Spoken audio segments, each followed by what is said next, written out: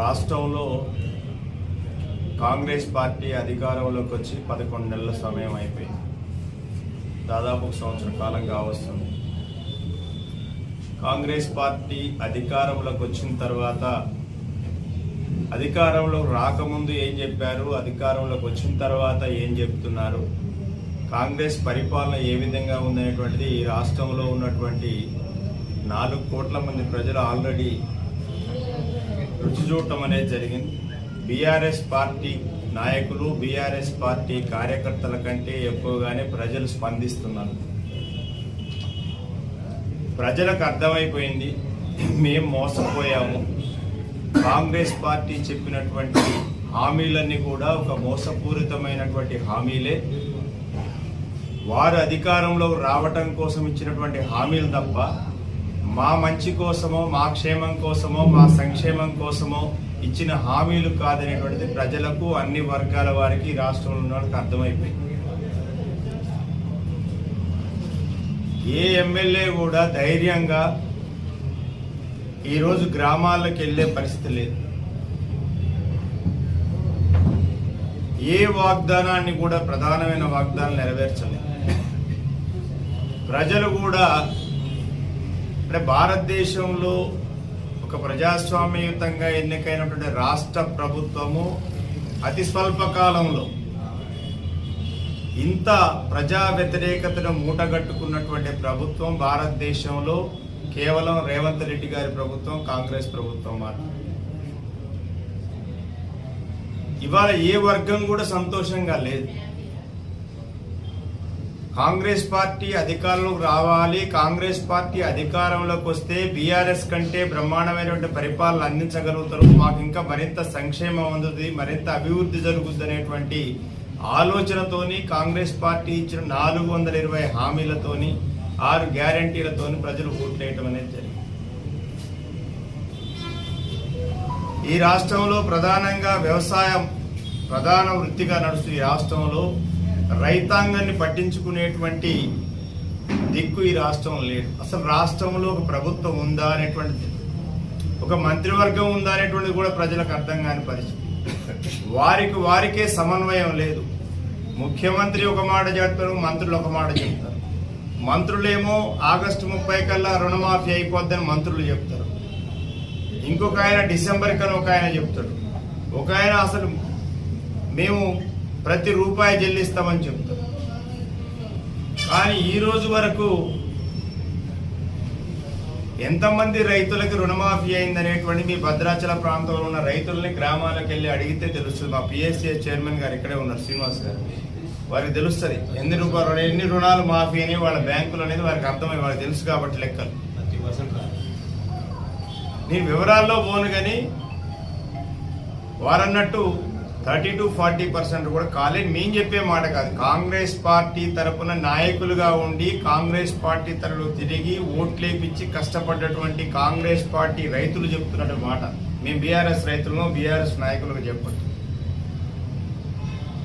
కేసీఆర్ గారు 8 సంవత్సరాలు నిరాటంకంగా రైతుల ఖాతాల్లో అడిగినా అడగకపోయినా, రైతులు డిమాండ్ చేసినా చేయకపోయినా, రైతులు ఏ రోజు కూడా మాకు రైతు బంధు ఇవ్వమని అడగకపోయినా 8 సంవత్సరాల పాటు 2 రబీ ఖరీఫ్ సీజన్లకు 5,000 చొప్పున ఎకరానికి 10,000 రూపాయలు రైతుల ఖాతాల్లో ఇచ్చినటువంటి గొప్ప చరిత్ర, ఘనమైన చరిత్ర కేసీఆర్ గారి ప్రభుత్వంది, బీఆర్ఎస్ ప్రభుత్వాన్ని. రాష్ట్రంలో కూడా మంత్రులు ఒకడికొకడికి సఖ్యత లేదు. ఎవరేం చెప్తారో తెలియదు. ఒక ఆయన ఒక ఫోన్ చేస్తాడు, ఇంకొక ఆయన ఇంకో ఫోన్ చేస్తాడు. ఎవరి దుకాణం వాళ్ళు సర్దుకునే పనిలో ఉన్నారు. ఎవరి దుకాణం మళ్ళీ మేము గవర్నమెంట్కి రాము, ఇది గ్యారంటీ కాబట్టి ఇప్పుడే సర్దించు, మనకు దీపం ఉండగానే ఇల్లు చక్క పెట్టుకోవాలని మనతో అందరూ ఎవరికి వాళ్ళు దీపం చక్క పెట్టుకో, మంచిగా ఇల్లు చక్క పెట్టుకునే కార్యక్రమంలో ఉన్నారు. ఎక్కడికక్కడ 7%, 8%, 9%, 10% కమిషన్లతో ఇలా కాంగ్రెస్ పార్టీ గవర్నమెంట్ నడుస్తూ ఉంది. ఇక్కడ కాదంటారా చెప్పమనండి. మీ భద్రాచలం ఏరియాలో ఉన్నటువంటి మొత్తం ఇసుక రీచ్లన్నీ కూడా ఏ మంత్రి కన్సర్న్లు నడుస్తున్నాయో మీ అందరికీ తెలుసు. దానికి ఎంత చేతులు మారుతున్నాయో మీకు తెలుసు. ఇక్కడ కాదు, రాష్ట్రం మొత్తం కూడా ఇదే కార్యక్రమం ఉంది తప్ప ఇంకొకటి లేదు. వీరు చేసుకుంటే చేసుకోండి, ఇబ్బంది లేదు. ఇవన్నీ డైవర్షన్ చేయడం కోసం ఇక రాష్ట్ర ముఖ్యమంత్రిగా ఉన్నాయని ఒకటే పాలసీ పెట్టుకున్నావు. నేను కేసీఆర్ని తిట్టాలి, కేసీఆర్ని తిడితేనే హీరో అవుతా అనుకుంటున్నాను. నువ్వు ఎన్నిసార్లు తిడతావు? నువ్వు తెలుగుదేశంలో ఉన్నప్పుడు తిట్టినావు, కాంగ్రెస్ పిసిసి అధ్యక్షుడు ఉన్నప్పుడు తిట్టినావు, ఇప్పుడు రాష్ట్రానికి ముఖ్యమంత్రి అయినావు. ముఖ్యమంత్రి కూడా యువర్ అనే accidental chief minister of Telangana. నువ్వు మోసం చేయడం వల్ల ముఖ్యమంత్రి అయినావు ఈ రాష్ట్రానికి. కేసీఆర్ లాగా ఏం ఉద్యమం చేయలేదు, కేసీఆర్ లాగా తెలంగాణ రావాలని నువ్వేం కొట్లాడలేదు. కేసీఆర్ గారు ఉద్యమం చేస్తుంటే 14 సంవత్సరాల పాటు నువ్వు తుపాకి రాముడిలాగా తుపాకీ పట్టుకొని ఉద్యమకారుల మీద తుపాకీకి పెట్టినటువంటి నాయకుడు తెలంగాణ ద్రోహివి నువ్వు ఇవాళ వచ్చి కేసీఆర్ గారిని తిడుతున్నావు. కేసీఆర్ గారి యొక్క అడుగుజాడలు రూపుమాపలు లేకుండా తుడిచేస్తా అని చెప్తున్నాడు. నీ వల్ల అయ్యేదరా? తుపాకి రాముడు మాటలు మాట్లాడొద్దు. నువ్వు రాష్ట్రానికి ముఖ్యమంత్రివి, ఒక 4 కోట్ల మందికి ముఖ్యమంత్రివి, గౌరవంగా ఉండాలి. ఇప్పుడు నేను ఎవరైనా తెలంగాణ ముఖ్యమంత్రి అంటే రేవంత్ రెడ్డి అంటారు. నేను పిసిసి అధ్యక్షుడు అన్నారు కదా. ఈ రాష్ట్రానికి ముఖ్యమంత్రి కొద్దిగా గౌరవం ఉండమని చెప్తున్నారు.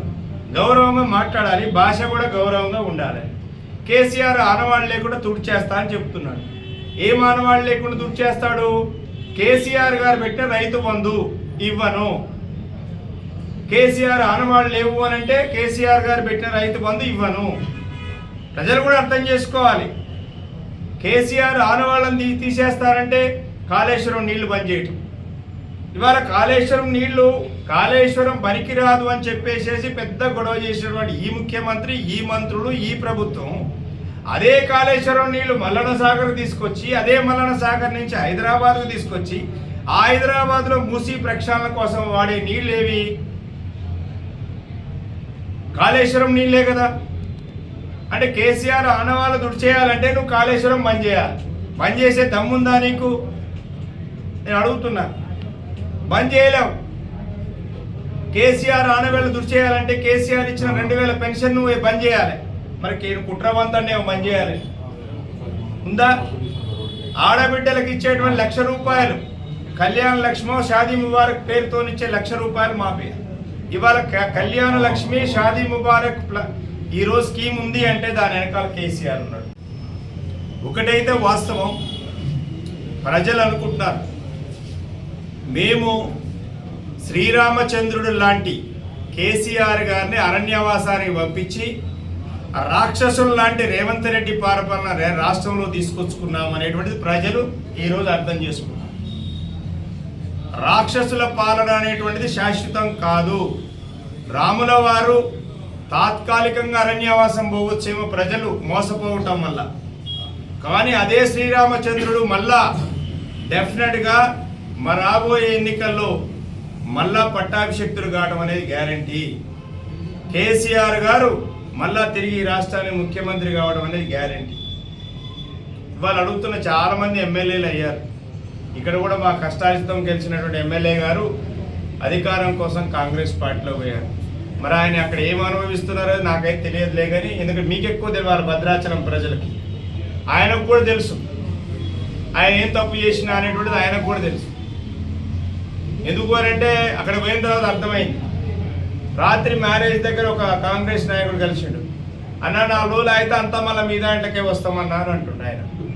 అరే మీ దరిద్రం మాకెందుకు ఆయన, ఉన్న దరిద్రం పోయింది ఆల్రెడీ, ప్రశాంతంగా ఆడనే ఉన్నాడు, దన్నుకోండి అని చెప్తున్నాడు. ఇప్పుడు 4 గ్రూపులు ఈ జిల్లాలో 4 గ్రూపులు. 4 గ్రూపులతో కాంగ్రెస్ పార్టీ కార్యకర్తలు కన్ఫ్యూజ్ అవుతున్నారు, అధికారులు కూడా కన్ఫ్యూజ్ అవుతున్నారు. ఒక ఆయన కలెక్టర్కో ఫోన్ చేస్తాడు మంత్రి గారు, ఆయన చేసిన గంటకి ఈయన ఇంకో మంత్రి ఫోన్ చేస్తాడు, ఆయన పెట్టిన గంటకి ఇంకో మంత్రి ఫోన్ చేస్తాడు. మొన్న ఒక అధికారిని కలిశాను. అధికారిని అడిగితే ఎట్లుంది సార్ మీ పరిస్థితి అన్న. నా పరిస్థితి ఇక మీకు చెప్పలేను ఎమ్మెల్సీ గారు, చెప్తే నాకే ఇబ్బంది అనిపిస్తుంది.